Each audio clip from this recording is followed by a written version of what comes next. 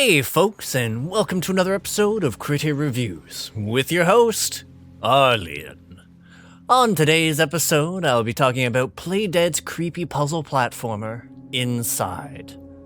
Find out if I'd rather have left this title in gaming limbo, or if it's a horrifying narrative that managed to get under my skin. A boy, alone in the woods. A legion of dark-suited figures looking to suppress a secret. And the sprawling facility which lies at the heart of it all.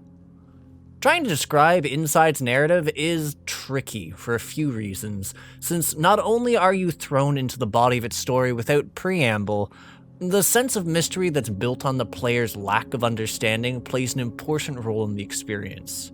There's no dialogue to provide extra insight or to hold your hand, so the gradual discovery of what's occurring is something that the player ends up sharing alongside the character, which makes for some really neat moments that inspire dread and awe in equal parts when you first reach them, to be fair.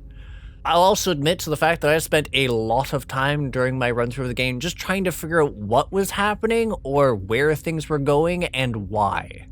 And being frequently wrong, but hey, I did at least manage to guess a certain plot point tied to the game's secret ending, however, so there is that. On the other hand, it is a lot easier to pick up and play this title than to parse out the exact minutiae of its story, since it's a fairly straightforward puzzle platformer. I mean, yes, there's definitely some tense moments where you're being chased down by hungry dogs, men in suits shooting tranks the size of your fist, but a lot of the obstacles are more deliberate. Not that it stopped me from finding new and different ways to break my neck from jumping off things I really shouldn't. Like, side note, I am really grateful Shrimp is too lazy to cycle through my Twitch to make a death montage, because getting my neck to bend at funny angles was almost a pastime. Anyways, while there is a fair bit of tense platforming, I'd be pretty remiss not to mention that the puzzle segments of the game are quite good. Sure, they aren't really brain-busting for the most part, beyond a very specific secret, but they do manage to provide some clever combinations of exploration and problem solving as you advance. What's more, even when I found myself encountering new mechanics, the game manages to introduce them in such a way that it generally isn't too difficult to parse it together yourself, without needing to break immersion to hold your hand, which was pretty nice. Also, the optional puzzles tied to the game's secrets end up being a decent little challenge, either for the sake of figuring out where they are, or ultimately solving them without any of them feeling particularly obnoxious. What's more, the game does a good job of teaching you these mechanics without ever really needing to outline what it is you need to do.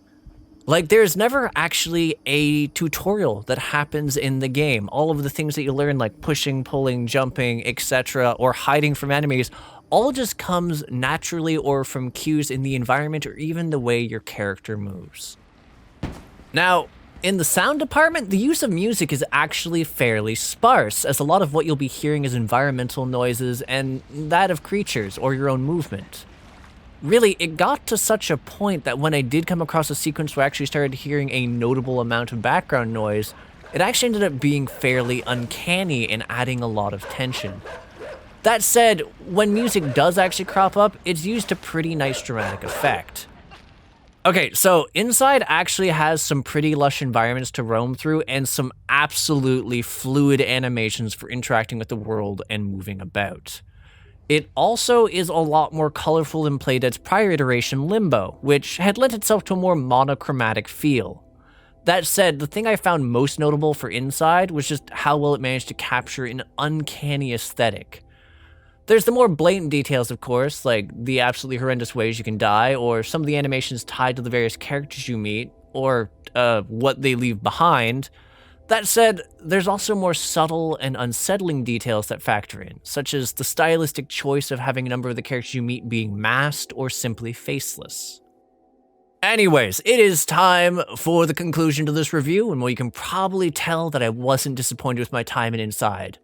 For those who have come into it on the heels of Playdead's prior title, Limbo, it is a very different sort of experience, and I found it to be generally less murderous, which, if what you're looking for is a slightly more leisurely experience with some solid puzzles to seek out, you'll likely find it here.